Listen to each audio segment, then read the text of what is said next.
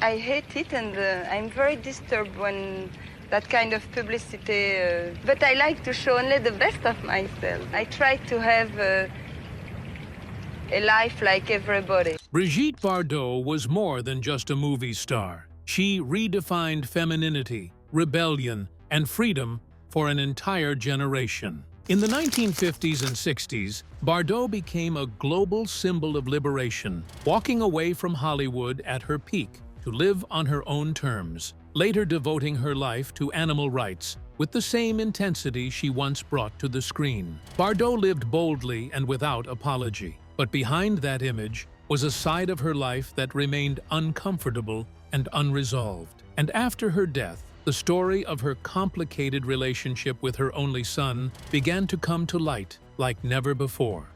Brigitte Bardot on Motherhood.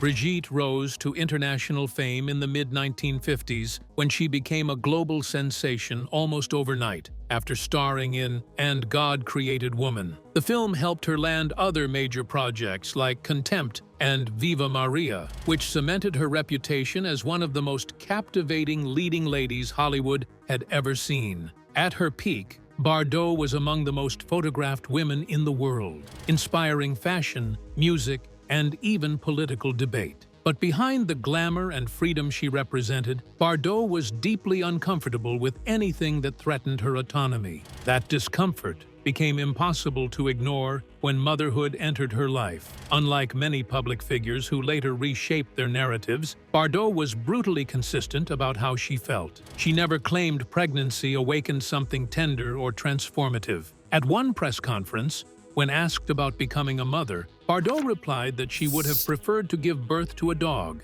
and she meant every single word. From the beginning, Bardot was strikingly honest about her feelings. She never claimed pregnancy was joyful or transformative. Instead, she described it as frightening and invasive. Later on, she admitted that she felt ill-prepared for the responsibility of raising a child, admitting she was not adult enough to be a mother. These weren't words spoken in hindsight to provoke controversy. This is how she truly felt. Fame had already stripped her of privacy, and the idea of being emotionally tethered to another human being felt suffocating to the actress. While audiences expected her to settle into domestic life, she felt herself disappearing instead. A child, she believed, would seal that loss forever. This internal conflict was personal, raw, and unresolved. And soon, it would shape the life of a boy born into a world that celebrated his mother but never truly understood what she was like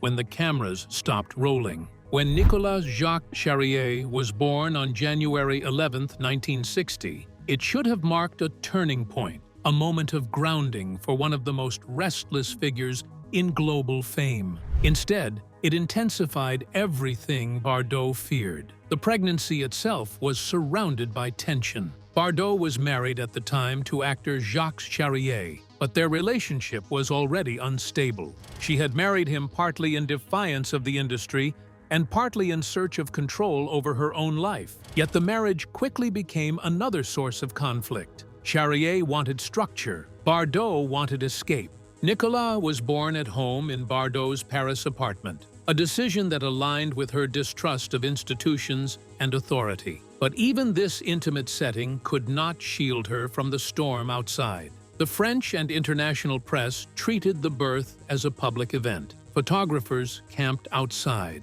Headlines speculated endlessly about whether motherhood would change Bardot, whether the rebellious icon would finally settle into a traditional role. She did not. Almost immediately after the birth, Bardot withdrew emotionally. She later admitted that she felt overwhelmed, detached, and resentful, not toward the child himself as an individual, but toward what he represented. Her body, her autonomy, her identity had been altered in a way she never consented to emotionally, even if she had consented physically. These are all valid feelings, but the way they manifested was definitely not fair to Nicolas. This resistance showed in her behavior. Bardot struggled with postpartum depression, though at the time it was rarely acknowledged or treated. She oscillated between periods of isolation and intense distress. Friends later described her as distant, fragile, and deeply unhappy, during Nicholas's infancy. She was not nurturing in the traditional sense, nor did she attempt to become so. Meanwhile, the world continued to watch. Photos of Bardot holding her baby were published as symbols of domestic bliss, even as the reality behind the images told a different story.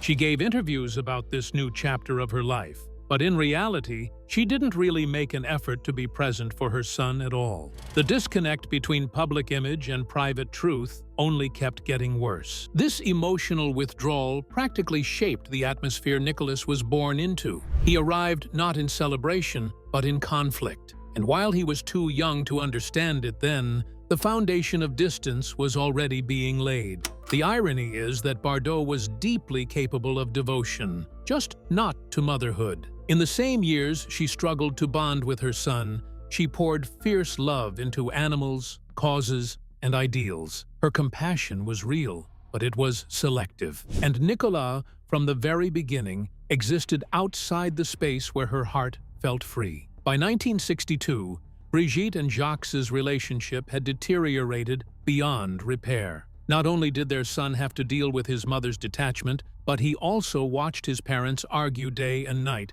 because both of them wanted very different lives. In this case, divorce was inevitable. However, that separation defined the rest of Nicolas's life, and not in a good way. Nicolas's heartbreaking childhood. When the marriage ended, custody of Nicolas Jacques Charrier was awarded to his father. At the time, this was both legally and culturally significant. In an era when mothers were almost automatically granted custody, Bardot did not fight to keep daily care of her child. Instead, Nicolas went to live primarily with his paternal grandparents, under Charrier's supervision. For many observers, this decision was shocking. For Bardot, it was the only logical solution. She later explained that she believed Nicolas needed roots, something she openly admitted she could not provide. Her life was chaotic, emotionally unstable, and relentlessly public.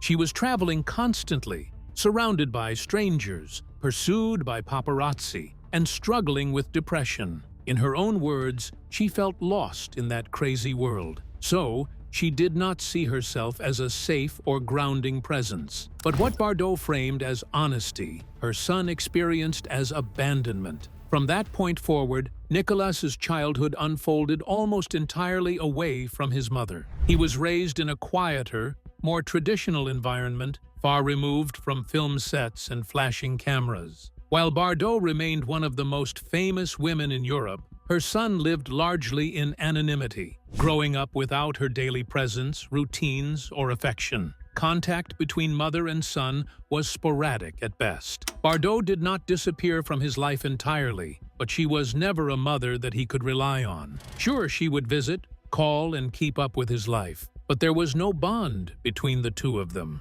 Over time, the distance hardened into something more permanent because Nicolas grew up to realize and see that his mother had time for everything except for him. The truth is that this arrangement suited Bardot's instincts. She believed that stepping back was the least damaging option, that her withdrawal spared Nicolas from the chaos of her fame and emotional volatility. Because once distance becomes normal, reconciliation requires effort. And effort was something Bardot struggled to give where motherhood was concerned. For years, the distance between Brigitte Bardot and her son existed mostly in silence, the kind that lets the public imagine whatever ending they want. And honestly, people thought things were fairly okay behind the scenes. Then Bardot published her memoir, initials BB, in 1996, and the silence broke in the harshest way possible. Because Bardot didn't write about motherhood with regret or careful language, she wrote about it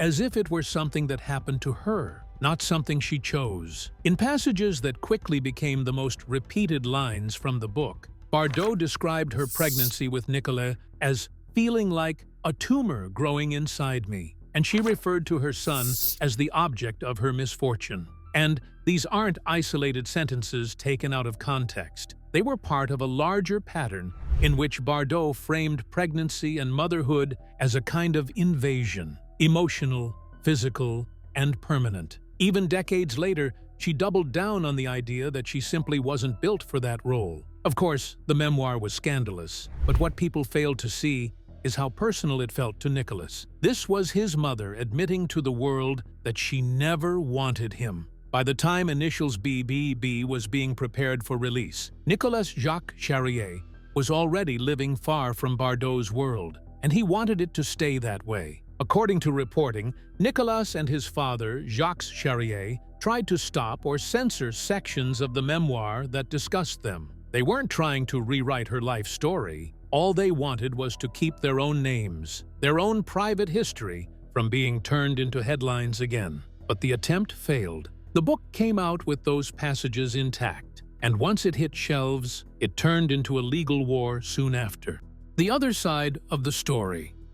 It's easy to hear Bardot's quotes and think the memoir was simply cruel, but in the background, something else was happening too. Jacques Charrier wasn't going to let Bardot have the final word. In 1997, Jacques Charrier published his own book, titled A Réponse à Brigitte Bardot, translated as My Response to Brigitte Bardot. Unlike Bardot's memoir, which was expansive and philosophical, Charrier's book was pointed and corrective. Its purpose was clear. He intended to challenge her version of events, particularly her portrayal of motherhood and emotional detachment. Charrier did not deny that Bardot struggled, but he rejected the idea that she felt nothing. In interviews surrounding the book's release, Charrier claimed that Bardot's private correspondence told a different story than the one she had chosen to publish. He said he had kept letters that showed tenderness, concern, and moments of emotional connection toward Nicolas, moments that contradicted the coldness of her public statements. According to Charrier, Bardot's love for her son existed, but it was conflicted, unstable, and often buried beneath fear and self-protection. His most provocative argument was not that Bardot had been a devoted mother, but that she had rewritten herself as a woman incapable of love in order to justify her absence. Charrier suggested that Bardot's memoir exaggerated her emotional distance as a way of reclaiming control over a life she felt had been shaped by others, by fame, by men, by expectations she never accepted. In his telling, Bardot wasn't cruel so much as defensive. She had turned herself into a symbol of refusal, even if that symbol flattened a more complicated truth. Importantly, Charrier also framed his book as a defense of Nicolas. He argued that by presenting her son as the object of her misfortune, Bardot had shifted the emotional burden onto a child who never asked to be part of her struggle. Charrier insisted that whatever Bardot felt privately, publishing those words crossed a line, not because they were shocking, but because they were unnecessary. Bardot's response to Charrier's book was shocking, to say the least. She did not engage in a public back and forth. She did not refute his claims line by line. Instead, she largely ignored the book, treating it as another attempt to control her narrative. In later interviews, she reiterated that she had written her memoir to tell her truth, not to protect anyone else's feelings. If people found it uncomfortable, she believed that discomfort belonged to them, not to her. Once again, these were two parents telling two versions of the same story, and their son was caught between their ugly battle. And at this point, there was no hope left for any reconciliation. Taking it to court. By the time his mother's book was published, though, Nicolas knew that he wanted nothing to do with fame. As an adult, Nicolas moved away from France and eventually settled in Norway, a country known for privacy and a culture that values anonymity. It was the opposite of everything his mother represented publicly. There, he built an intentionally quiet life. He married, started a family, and pursued business interests completely outside the entertainment industry. Unlike many children of famous parents, Nicolas never tried to correct the record. He didn't give interviews describing his childhood. He didn't publish a counter-memoir. He didn't monetize pain because he just wanted to leave it all behind. So what hurt him wasn't the content of his mother's memoir, but the exposure that it suddenly gave him. All of a sudden, media outlets were tracking him down, hounding him for a statement. Friends and reporting from the time describe him as deeply affected but resolute. He believed that engaging publicly would only prolong the damage. Speaking out would turn his pain into entertainment. something he had spent his entire life trying to avoid. So instead, he did the one thing he could control. He let the matter move quietly into legal channels to draw a firm boundary. The lawsuit reached the Paris courtroom in the late 1990s. But this wasn't a regular case about defamation or money. It was about consent and privacy. Under French law, even public figures are legally protected from having deeply personal family matters exposed without consent, and that protection extends to their children. Nicolas and his father, Jacques Charrier, argued that initials BB crossed a legal and moral boundary by turning Nicolas's existence, childhood, and emotional wounds into public material. At the heart of the case were specific passages from Brigitte's book, Nicolas and Jacques sued Bardot over the memoir, arguing that it crossed the line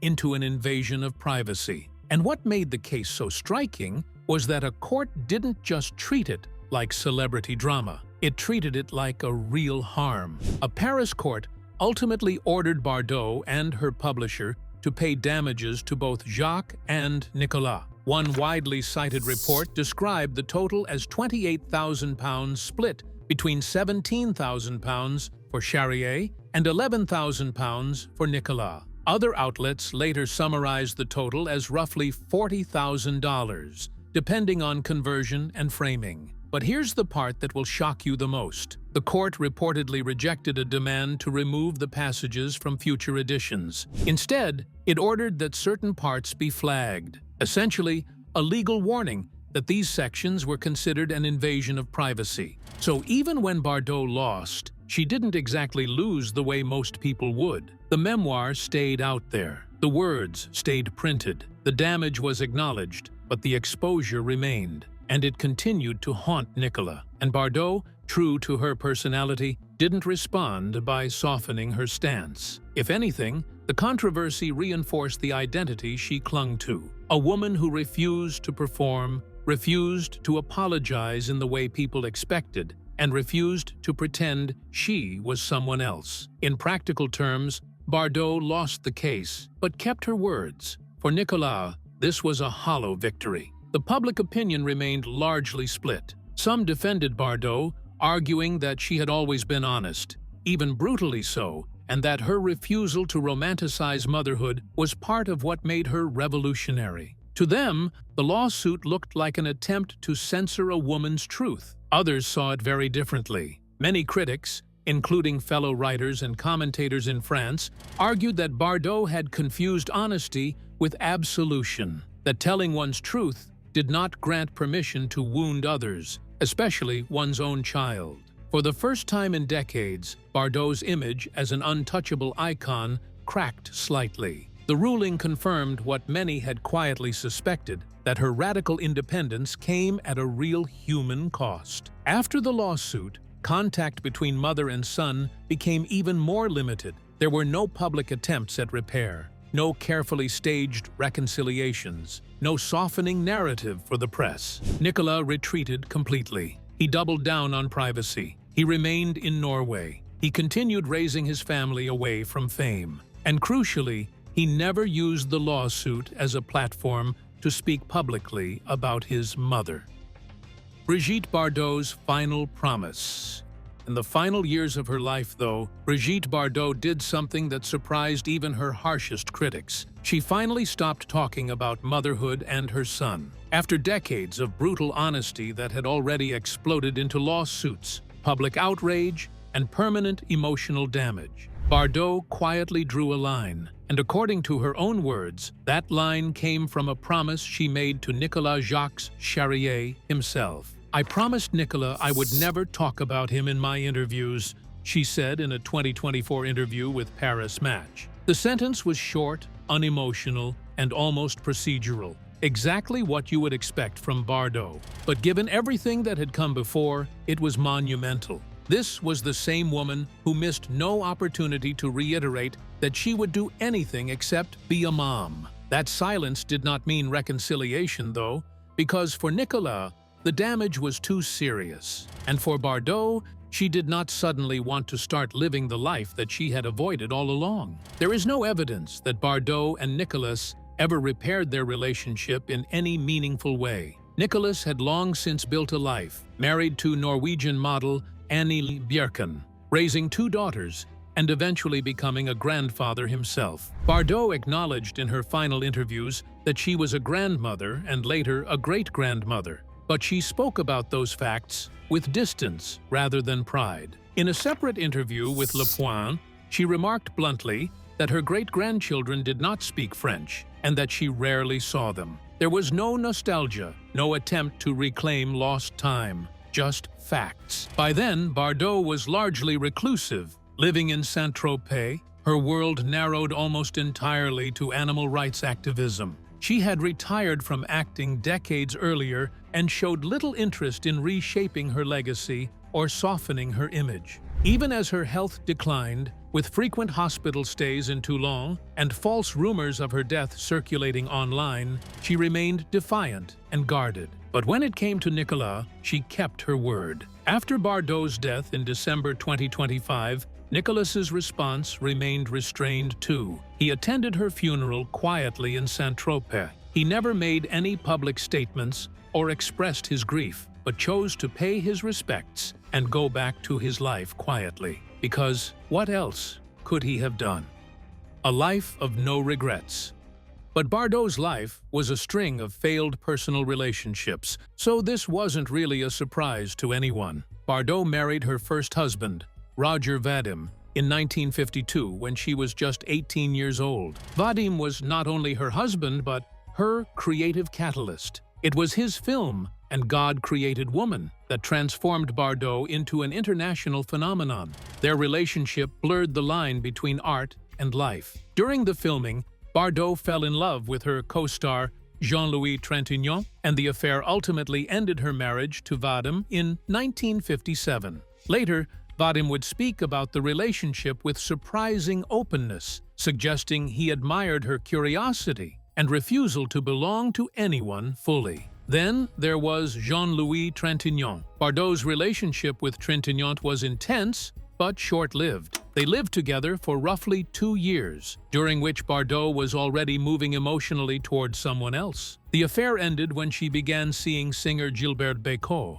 This period marked a pattern that would repeat. Bardot did not leave relationships cautiously. She did whatever she wanted, whenever she wanted. Her second marriage to Jacques Charrier came next, and while the two started off passionately, it stands as one of the actress's most controversial and publicly messy relationships. In 1966, Bardot married German industrial heir Günther Sachs. Their courtship was extravagant, even by celebrity standards. Sachs famously showered Bardot's home with roses from a helicopter, and the two married in Las Vegas just months after meeting. The relationship, however, was volatile. Both parties were involved in other affairs almost immediately, and the marriage ended in 1969. Sachs later reflected on the relationship with a mix of admiration and resignation, famously saying that a year with Bardot was worth 10 with anyone else. Though they never married, Bardot's affair with Serge Gainsbourg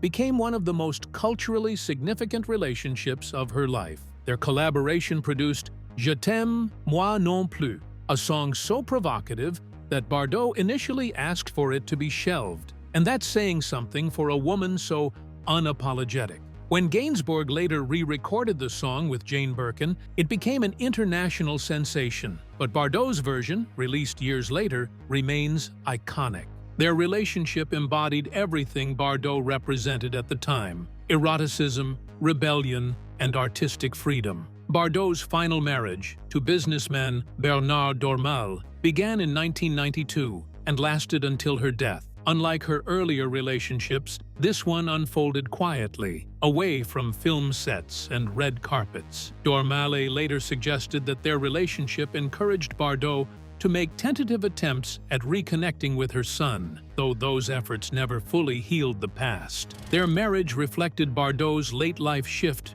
toward seclusion, a partnership defined less by passion than by shared retreat from the world. Maybe one of the very few real relationships in her life. Bardot once said, "My dream would be the solitude of two." It may be the most honest summary of her romantic life. She longed for companionship without surrender, intimacy without possession. Her relationships were not failures in the conventional sense. They were expressions of a woman who refused to live by scripts written for her, even when that refusal came at a personal cost. For a woman as controversial as she was, Brigitte Bardot's death was rather quiet. She died after a prolonged period of declining health, following multiple hospitalizations in Toulon. The official cause of death was not framed as a singular event, but as the culmination of age and long-term health complications. Within hours of her passing, tributes poured in from across politics, cinema, fashion, and animal rights organizations.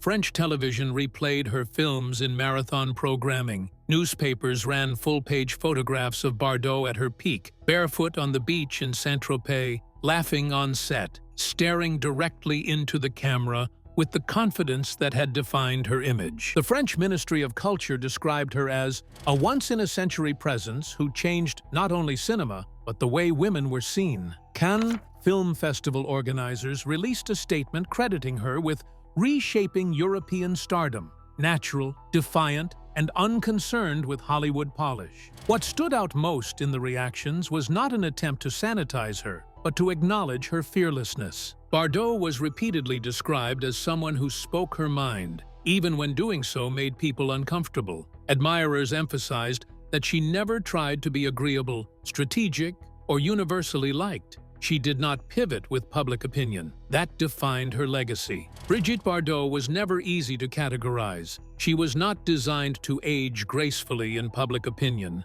and did not soften with time. Yet, her impact was undeniable. She was among the first global celebrities to endure what would later be called paparazzi culture. Her private life was relentlessly invaded, her relationships dissected, her body treated as public property. The siege-like media attention surrounding her pregnancy and the birth of her son became one of the most extreme examples of press intrusion in French history, an experience that later contributed to France's strict privacy laws. When Bardot walked away from the cinema in 1973, it was not a quiet retirement. It was a rejection. She chose exile from an industry that had profited endlessly from her image while offering little protection in return. Bardot redirected her intensity toward animal rights, becoming one of Europe's most visible and relentless advocates. Through activism, writing, and the work of her foundation, she positioned herself as a defender of the voiceless, especially animals subjected to industrial cruelty. To her supporters, this chapter cemented her moral seriousness. It proved that her convictions were not performative. She committed to them for decades. At the same time, her public statements grew increasingly polarizing. Bardot did not retreat from politics as she aged. She leaned into them. Her views on immigration, religion, feminism, and social movements became sharper, harsher, and deeply controversial. She was convicted multiple times under French law for incitement to racial hatred, a legal reality that stands alongside her cultural achievements. This contradiction became central to how the world grappled with her death. Some mourned the icon who helped dismantle sexual repression. Others struggled with reconciling that image with the rhetoric of her later years. Younger admirers, encountering her full history for the first time, expressed shock at discovering that the woman who symbolized freedom for one generation could voice exclusion toward others.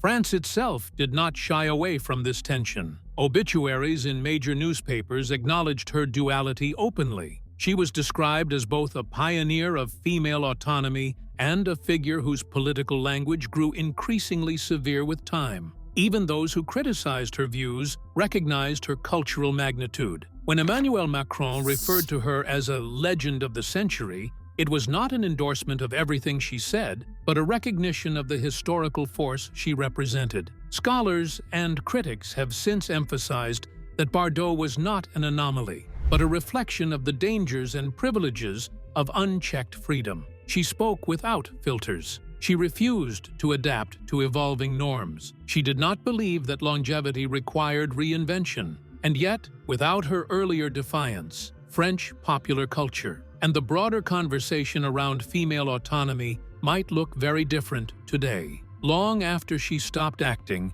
Brigitte Bardot never stopped shaping culture. Her image detached from her body and took on a life of its own. In 1969, her face was chosen as the model for Marianne, the official symbol of the French Republic, an extraordinary honor that placed a former sex symbol at the heart of national identity. For decades, her look continued to echo through fashion and music. The tousled hair, bare feet, winged eyeliner, and refusal to overstyle herself became shorthand for effortless freedom. Even generations who disagreed with her later views continued to borrow the aesthetic and the attitude. Bardot became less a person than a symbol, one that outlived all the controversies she constantly found herself in. Brigitte Bardot's life has been anything but ordinary. What do you think about her volatile relationship with her son? Let us know in the comments. Thanks for watching.